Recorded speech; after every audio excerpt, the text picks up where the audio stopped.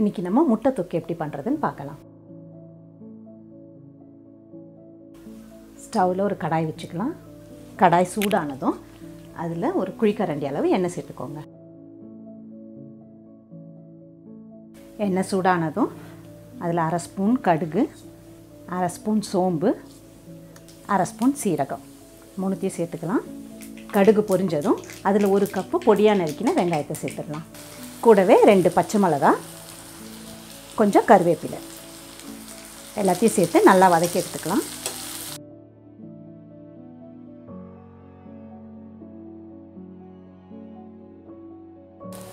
வெங்காயம் இந்த அளவுக்கு சாஃப்ட் ஆகிற அளவு வதங்கினா போதும். இப்போ இது கூட நம்ம 1 ஸ்பூன் இஞ்சி பூண்டு பேஸ்ட்டை சேர்த்துக்கலாம். ஒரு 30 செகண்ட் வதக்கிக்கோங்க. இது கூட இப்போ 1 கப்பு பொடியாக நறுக்கின தக்காளியை சேர்த்துக்கலாம். இது கூட தொக்குக்கு தேவையான அளவு உப்பு சேர்த்துக்கலாம். நான் 1 ஸ்பூன் அளவுக்கு சேர்த்துருக்கேன்.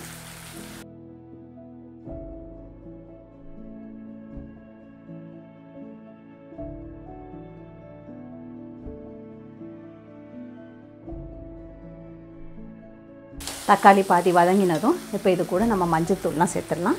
1/4 ஸ்பூன் மஞ்சள் தூள், 2 ஸ்பூன் மிளகாய்த்தூள், 1 ஸ்பூன் தனியாத்தூள்.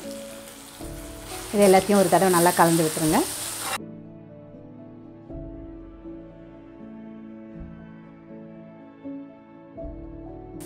இப்போ இதில் ஒரு 1/4 கப் அளவுக்கு தண்ணி சேர்த்து நம்ம இந்த மிளகாத்தூள் வாசனை போகிற வரைக்கும் வேக வைக்க போகிறோம்.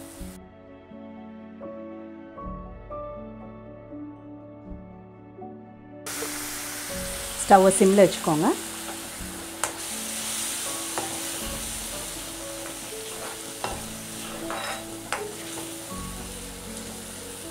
நல்லா கலந்து விட்டுட்டு ஒரு மூடி போட்டு இதை ஒரு 3 மினிட்ஸ் நம்ம வேக வைக்கலாம். 3 நிமிஷம் ஆயாச்சு. இப்போ நம்ம திறந்து பார்க்கலாம். இப்போ பாருங்கள் எப்படி நல்லா தக்காளி மிளகாத்தூள் எல்லாம் வெந்து கலர் நல்லா பிரைட்டாக வந்திருக்கு. இப்போ என்ன செய்யுங்க, இதை நல்லா அடி கொடுத்து இப்படி நல்லா கலந்து விடுங்க.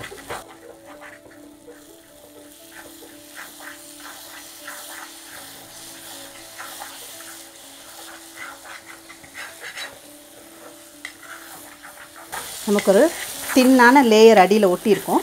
அதை இந்த மாதிரி எடுத்து விட்டிங்கன்னா டேஸ்ட்டும் நல்லா இம்ப்ரூவ் ஆகும். அதே சமயம் கலரும் நமக்கு நல்லா ஒரு பிரைட் கலர் கிடைக்கும்.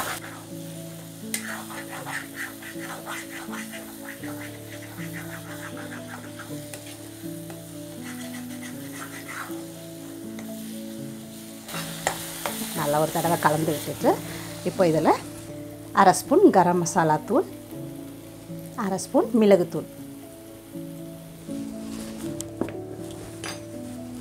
2த்தையும் சேர்த்து நல்லா ஒரு தடவை கலந்து விடுங்க.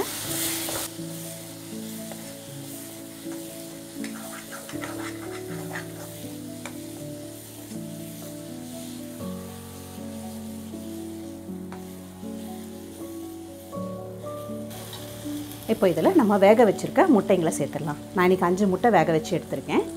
எல்லா முட்டையும் தோல் உரிச்சப்போ இந்த மாதிரி லேசாக கட் பண்ணி எடுத்துக்கோங்க. நம்ம முட்டையை முழுசாக அப்படியே போட்டோம்னா வெடிக்க சான்ஸ் இருக்குது. அதனால் இந்த மாதிரி எல்லா முட்டையும் ஸ்லிப் பண்ணிவிடுங்க. இப்போ இது எல்லாத்தையும் இதில் சேர்த்துடலாம்.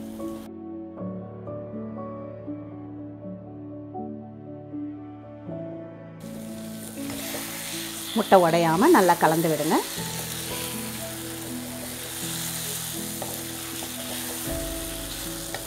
ஸ்டவ்வை மீடியம் லோவில் வச்சுக்கோங்க.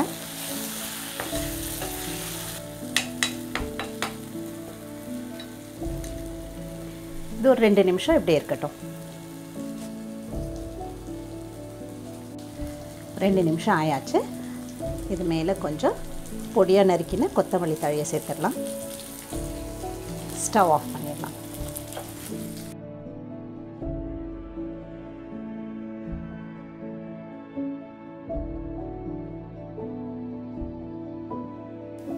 சுவையான முட்டை தொக்கு தயாராகிடுச்சு.